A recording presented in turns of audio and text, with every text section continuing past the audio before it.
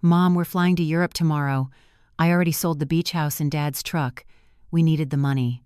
Bye." The waiting room fell quiet. Fluorescence hummed. I stared at Jim's vintage watch and didn't cry. "My name is Dorothy Harris. I am 71 years old, and today my only daughter tried to cash out 45 years of love with a 2-minute call."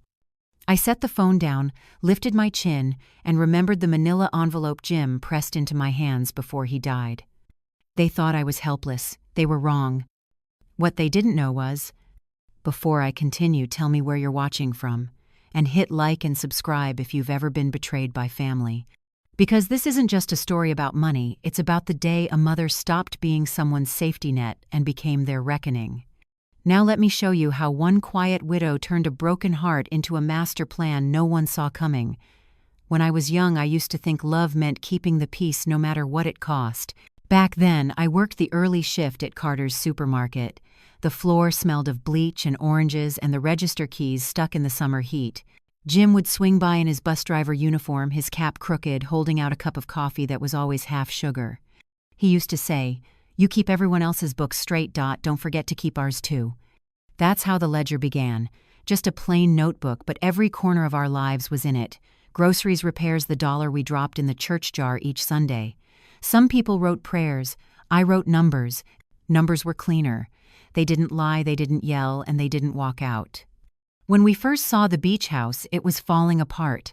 The paint peeled like dead skin, and seagulls screamed over the rusted roof.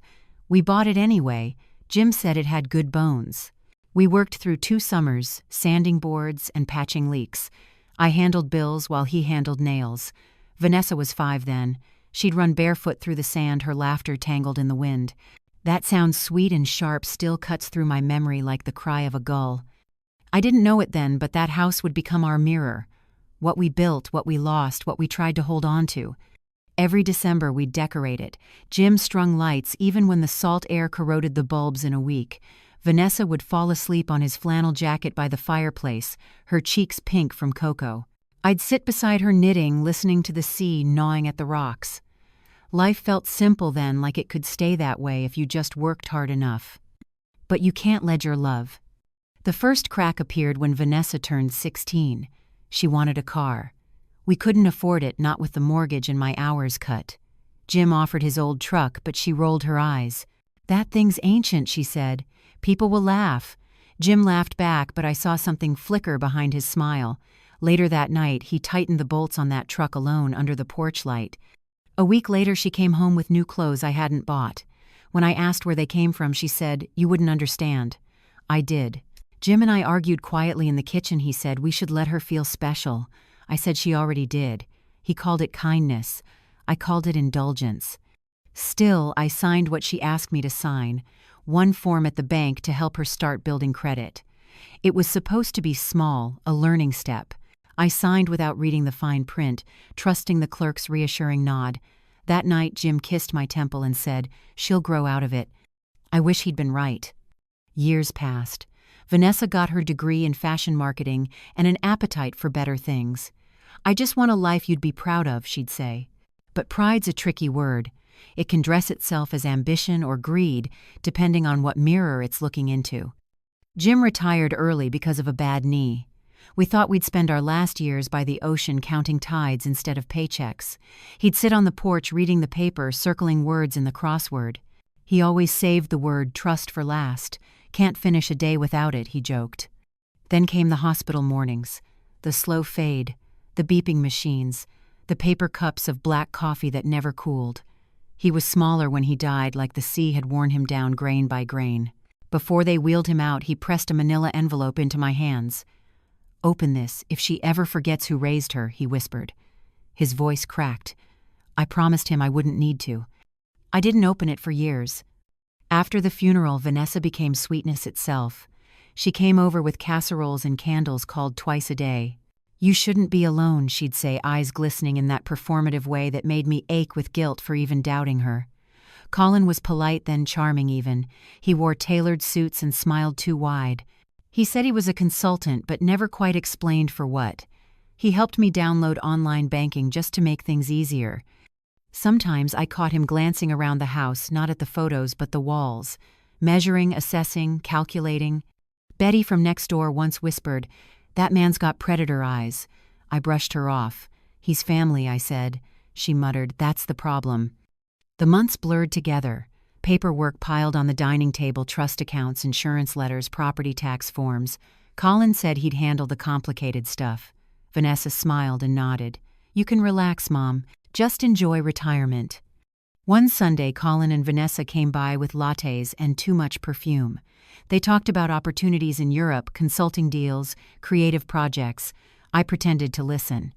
Jim's watch ticked steadily on my wrist. The next week, I sat in the clinic waiting room for my blood pressure check when the phone rang. "Mom, we're flying to Europe tomorrow. I already sold the beach house and Dad's truck. We needed the money. Bye." Just like that. No explanation. No apology. I remember the smell of disinfectant, the hum of the air conditioner, the nurse calling my name and me not hearing her. The phone slid from my hand and hit the tile. I stared at the floor and saw something, my own reflection in a puddle of spilled coffee. Calm, not broken. Tired, not weak. When I got home, I made tea, sat at the table, and looked at the empty chair across from me. Then I opened the envelope. Inside were 3 documents: the deed to the beach house, a trust in my name, Evergreen Holdings, LLC, and a letter in Jim's handwriting. "If she ever forgets," it read, "remind her that mercy and wisdom don't cancel each other out.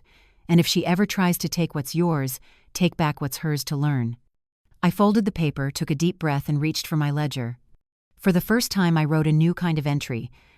"Lesson begins today." I didn't sleep that night. The house made new sounds in the dark wood, expanding, the old fridge coughing the wind, dragging its fingers through the window cracks.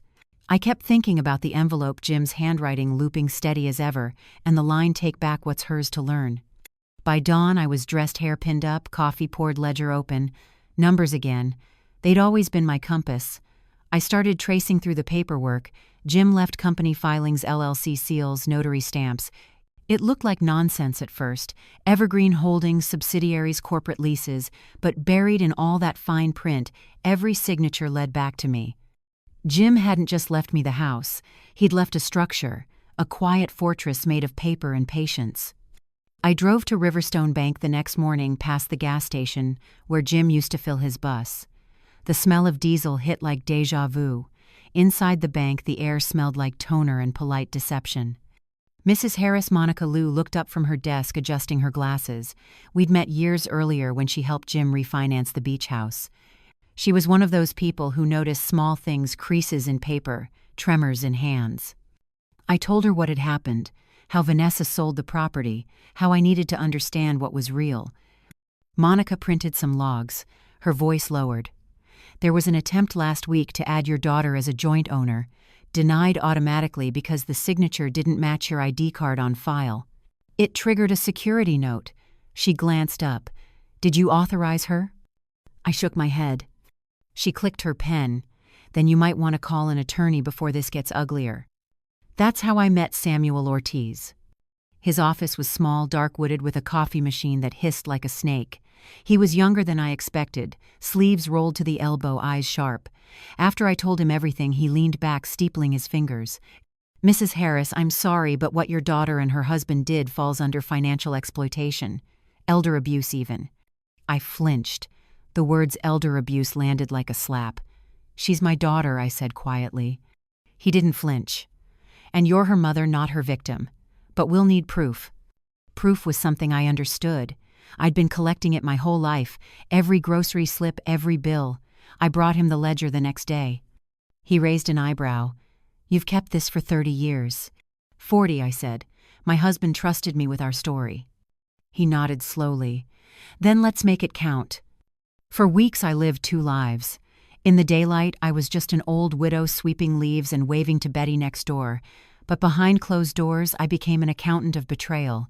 I documented everything: emails, call logs, the property sale paperwork Vanessa sent for tax purposes. Each document told a story she never realized I could read. One afternoon, Betty leaned over the fence. "Saw your girl's picture online," she said. "Paris, right, champagne in daylight. Must be nice." I smiled, pretending it didn't hurt. Some lessons need a bigger classroom. Still at night, I replayed Jim's words, mercy and wisdom don't cancel each other out. Maybe this was what he meant, to let her fall just enough to feel the ground. 3 weeks later, Samuel called. We've confirmed forgery on the POA document, signature mismatch, timestamp errors, and metadata showing it was scanned from a printer Colin owns. He sounded pleased. I felt hollow. Then came the letter from Adult Protective Services. Someone anonymous, though I could guess who had reported me for possible cognitive decline and delusional paranoia. I almost laughed. Vanessa must have thought she was clever. Karen Miles, the caseworker, showed up on a Tuesday afternoon. She was polite, mid-40s, clipboard in hand. "Mrs. Harris," she began, "this is just a routine wellness check." I invited her in. The house was spotless. The air smelled like cinnamon and bleach. My files were labeled "The Stove Timer Worked." She asked a few questions about bills, medication, daily activities. I answered calmly, clearly. She left after 40 minutes, her cheeks flushed with embarrassment. Before she stepped out, she said softly, "Your daughter's name came up in the report. I'm sorry." "Don't be," I said. "She's still learning her definitions." A month later, Colin's empire began to crumble. His consulting firm defaulted on loans. Rumors spread about a fake marriage contract abroad. Ortiz dug deeper and found proof emails about a dual residency plan and an application draft for citizenship through bigamy.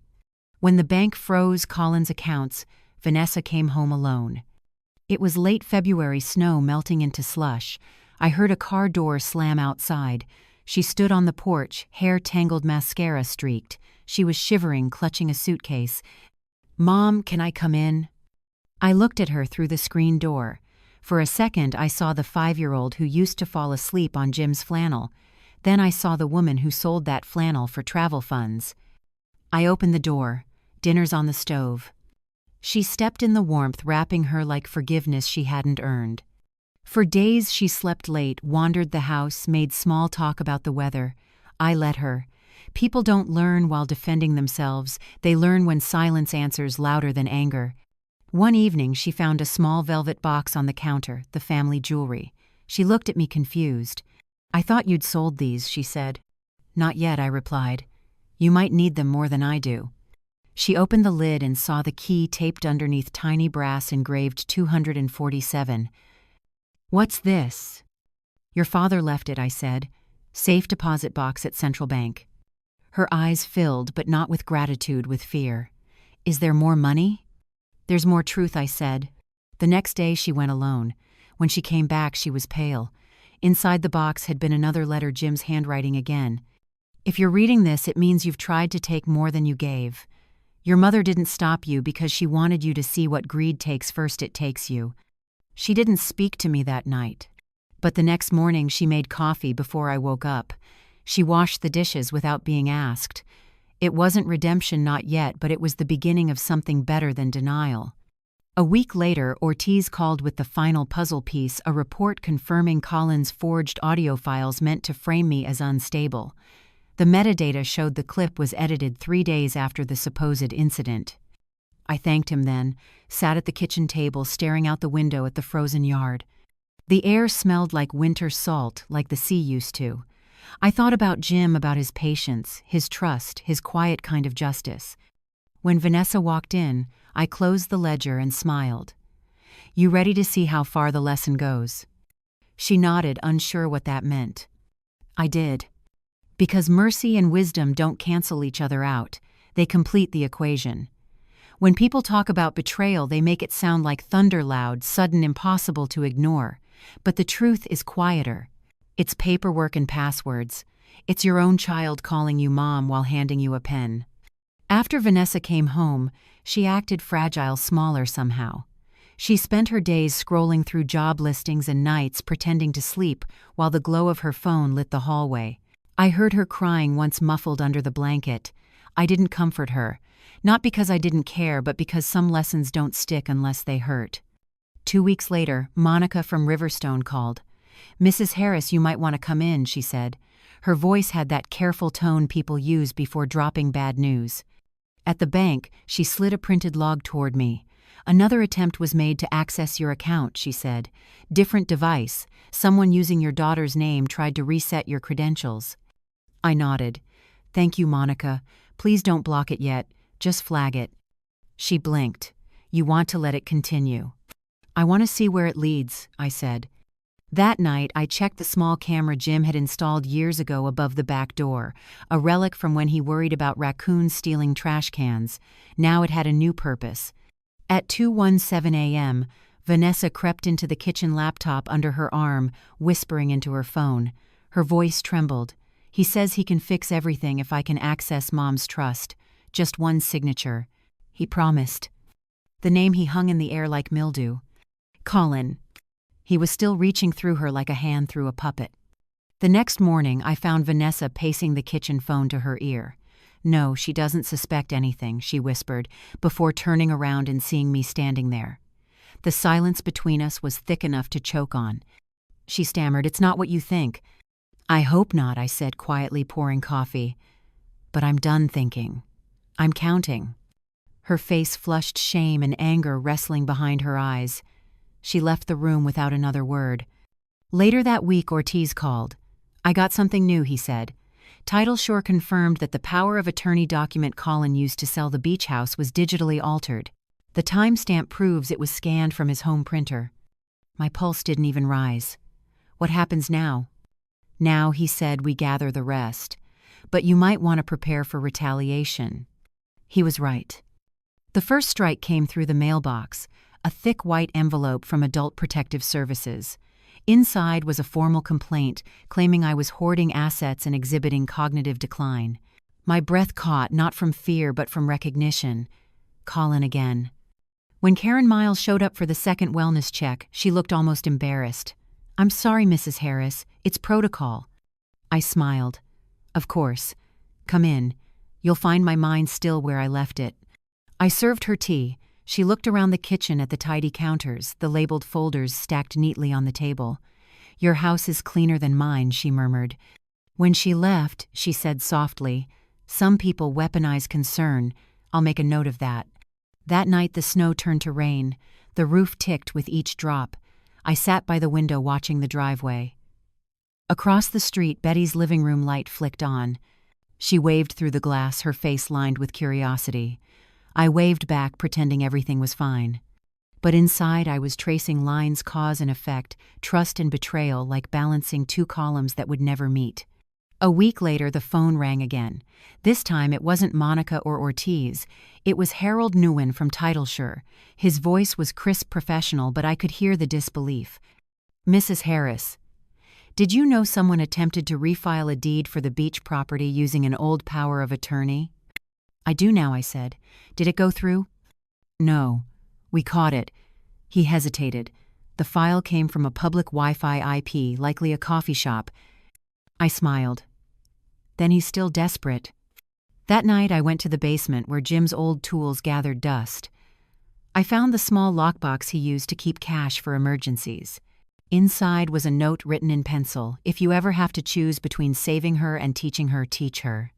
I sat on the cold cement floor for a long time, the note trembling in my hands. Outside, a siren wailed in the distance. Somewhere in that sound was the echo of everything I'd tried to protect. By the end of the month, the cracks had widened. Vanessa started getting collection calls, Colin's debts her name attached. She'd slam her bedroom door, shout into the phone, cry quietly after. I didn't interfere. I cooked dinner, watered plants, balanced my ledger. Because you can't save someone who's still digging. You just wait until they ask for a ladder. By March, the walls of silence between us had turned paper thin. Vanessa moved through the house like a ghost, quiet, polite, distant. I could feel her shame pressing against every word she didn't say. One morning she appeared in the kitchen, clutching a crumpled notice. "They're evicting me," she whispered. I looked down. The letterhead read Evergreen Holdings LLC, Jim's company, my company. I met her eyes. "That's the price of signing things you don't understand." She sank into a chair, trembling. "So you're behind this?" "I'm behind the truth," I said. She stared at me as if seeing me for the first time, not as her soft aging mother, but as a woman who could look back without flinching. Later that day, Ortiz called. "It's starting to unravel fast," he said. "The banks are filing suits against Colin, and I found something else. He tried to forge a digital marriage record overseas. Bigamy. That's a felony." I almost laughed. So he's consistent. He's also in France, Ortiz added, but not for long. That night the house felt strangely peaceful. The hum of the refrigerator, the ticking clock, everything sounded like patience being rewarded. But peace never lasts long in a house built on lies. At 11:03 p.m., I woke to a faint click from the back door. I slipped out of bed barefoot and watched from the hallway camera feed. Vanessa was there, whispering into her phone. "Yes," he said, "it's the last chance. If I can get the files, he'll fix everything. Mom's asleep." She moved toward my office. I let her reach for the doorknob before turning on the hall light. "Looking for something?" She froze. The phone in her hand slipped to the floor. Her lip quivered. "I wasn't." I stepped closer. Voice calm. "You weren't what lying or learning." Tears broke. She collapsed against the doorframe. "He said he'd leave me if I didn't fix this." I sighed, the kind of sigh that comes from decades of loving someone who never learned boundaries. "Then maybe you should let him leave." She sobbed until her breath went hoarse. When she finally looked up, her eyes were swollen but clear. "Mom, what do I do?"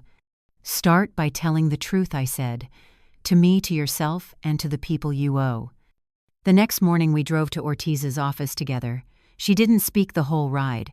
Rain streaked the windshield in thin silver lines. I could smell the faint salt of the sea through the cracked window, a ghost of the life she'd sold. Ortiz greeted us with 2 folders on his desk, one labeled Forged Documents, the other Restoration. He spoke directly to Vanessa. "These papers show what your husband did in your name. You're not liable, but you need to cooperate to undo the damage." Vanessa nodded, voice trembling. "I will." Ortiz turned to me. "Mrs. Harris, you'll need to sign these authorizations to release the properties back to your trust. Once we file, Evergreen becomes the sole owner again. No one can touch it." I signed quietly. The pen didn't even shake. That night, Vanessa made dinner for the first time in months. Pasta slightly overcooked but warm. She poured 2 glasses of water, set them down, and said softly, "I used to think you were controlling. Now I think you were the only one holding anything together." I didn't answer. I didn't need to. For a while, things felt almost normal, until a new message appeared on my phone 2 weeks later, an audio clip attached from an unknown number. The subject line read, "Proof your mother's unstable." It was my voice distorted, shouting things I'd never said. Ortiz traced it back within a day. Metadata showed the file had been edited on Colin's laptop. He tried to create evidence of my mental decline, probably to win sympathy or reopen access to funds. Instead, it became the final nail in his coffin. We turned over the footage from my home cameras, unedited, time-stamped. The recording Colin had sent didn't match a single second of reality. Ortiz smiled when he handed the report to me. "He just proved you're the only one in this story still sane." The next morning I found Vanessa at the dining table sorting bills. Her hair was tied back, sleeves rolled up. For the first time she looked steady. "I'm going to pay the debts myself," she said. "I got a job at the diner down the road." I studied her face. The same face I used to wipe tears from when she scraped her knees. "You don't owe me money, Vanessa. I owe you effort," she said. For the first time, I believed her. Still, I knew this peace was temporary. The world doesn't reset overnight. But in that quiet kitchen, under the flickering light, I saw something new in her eyes. Humility, maybe, or just exhaustion, finally making room for grace. When she left for her shift, I sat alone, the smell of tomato sauce still lingering in the air. I reached for my ledger and wrote one clean line across the page. Balance achieved. And for the first time in months, I closed the book and didn't look back. The day of reckoning didn't arrive with thunder. It came dressed in polite suits and paperwork. Ortiz called early that morning. "It's time," he said. "Bring her with you." The drive to his office felt longer than usual. Vanessa sat beside me, hands clasped so tight her knuckles turned white. Outside, the sky hung low and gray, the kind of sky that made you wonder if it could ever turn blue again. When we entered, Ortiz was waiting behind his desk.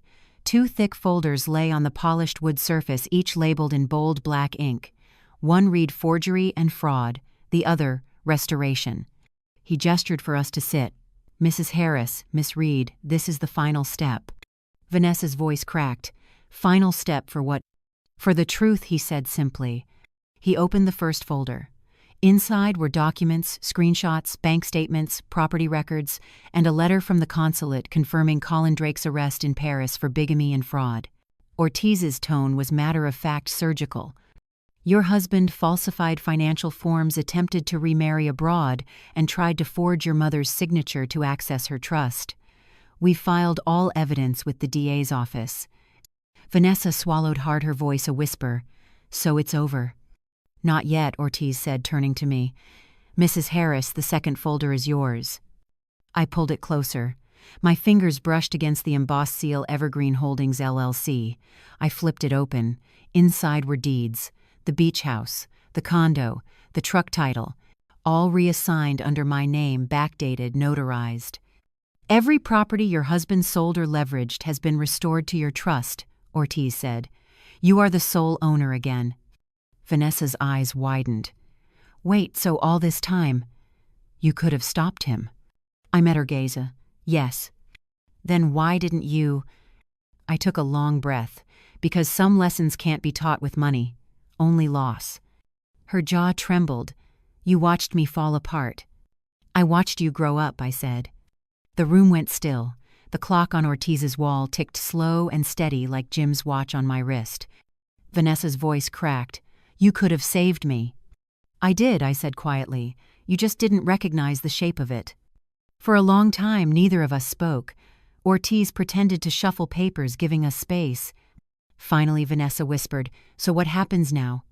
I looked at her, not the version of her that lied, begged, or blamed, but the girl I once rocked to sleep, the one who still flinched at the word sorry. Now I said we build something honest. Ortiz cleared his throat. There's one more thing, he said. Your husband's lawyer sent this over something Colin tried to file overseas. He handed me a printed email, the subject line in bold, claim of incapacity. Dorothy Harris. Vanessa read it aloud, her voice shaking. Client claims Mrs. Harris shows signs of delusion and confusion, seeks full control of trust. Her face went pale. He was trying to have you declared unfit. Ortiz nodded. That's right. But your mother's medical evaluation and APS report shut that down before it started. I almost smiled. He underestimated the one thing I always balanced my mind.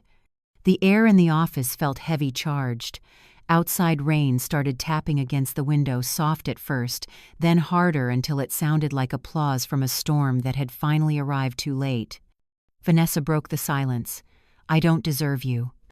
Maybe not yet, I said, my voice steady. But you could earn me back. She wiped her face, nodded once and whispered, Tell me how. Start small, show up, be better. Ortiz closed the folders, his tone turning formal again. That's it. The trust is secure. The assets are yours. Mrs. Harris, you're free. Free. The word landed like both a blessing and a bruise. As we stood, Vanessa reached for my hand. For a moment I considered pulling away, but I didn't. Her fingers were cold, fragile, but they didn't shake. Outside, the air smelled like wet asphalt and salt. The clouds were breaking open, thin veins of sunlight bleeding through. At the car, she stopped and turned to me. What are you going to do with everything now? I looked toward the horizon. Jim always wanted that house to mean something, I said. Maybe it finally can. Vanessa hesitated. You're not cutting me off? I met her eyes. No, I'm setting you free. There's a difference. Her face crumpled, but there were no more tears left, just quiet acceptance. As I drove away, the sound of the tires on wet pavement reminded me of ocean waves against wood planks. I could almost hear Jim's voice in the rhythm. When I pulled into the driveway, I sat for a while watching the rain beat on the windshield. Then I lifted my wrist and looked at the watch, his watch. The second hand ticked forward, steady, certain. For once I whispered, I'm right on time. And I smiled, a small, cold, satisfied smile that no longer carried pain, only peace. Because sometimes revenge isn't loud. It's silent. It's when you finally stop rescuing the people who taught you how to drown. Peace doesn't come when the war ends. It comes when you finally realize you've already won. A week after the meeting with Ortiz, I sat in my kitchen sunlight pooling across the table. The same table where Vanessa once forged signatures, where Colin's lies first took root, now gleamed clean. Order restored. Balance achieved. Ortiz called to confirm that Colin's extradition hearing had been approved. France was sending him back to face charges in the States: fraud, forgery, bigamy, attempted elder abuse. 4 neat lines on a legal sheet that couldn't capture the chaos he left behind. "Do you want to press additional charges?" Mrs. Harris Ortiz asked. I looked out the window. The garden Jim planted was blooming again, yellow tulips pushing through the soil unbothered by last winter's frost. "No," I said. "Justice has a longer memory than I do." When I hung up, Vanessa entered the room carrying 2 mugs of coffee. She'd been working night shifts at the diner for 3 weeks straight. Her shoulders slumped with exhaustion, but her eyes, those were clear. "Mom," she said softly, "I've been thinking about the beach house." I raised a brow. "What about it?" "I want to help you fix it up, make it something real, maybe a shelter for women who went through what I did, who trusted the wrong man." I studied her for a moment. There was no trace of the entitlement she once wore like perfume, only quiet conviction. "That sounds like a good idea," I said. "Your father would have liked that." She smiled, small, genuine like dawn after a long storm. Later that night, when she'd gone to bed, I sat alone on the porch, the ocean wind carrying the faint sound of church bells. I opened Jim's final envelope, the one marked "in case she learns." Inside was a single line written in his neat block handwriting: "Teach her what love without weakness looks like." I folded the letter, slipped it into my cardigan pocket, and looked up at the stars. Somewhere out there, Jim was probably laughing, saying, "You did it your way." The next morning, Ortiz sent one final email: "Colin Drake has been arrested at JFK. He's asking for a deal." I closed the message without replying. Because I didn't need revenge anymore. I already had it. It looked like peace. It sounded like my daughter laughing again, and it felt like freedom. If you've ever felt like the outsider in your own family, hit like and subscribe, because this story isn't over. Life has a way of circling back, testing what we've learned. Sometimes justice doesn't look like punishment, it looks like growth. I'm Dorothy Harris, and I learned that love without boundaries isn't love at all. Tell me in the comments, have you ever had to teach someone a lesson they'll never forget? And stay tuned, because every family has secrets, and some of them are just waiting for the right storm to surface.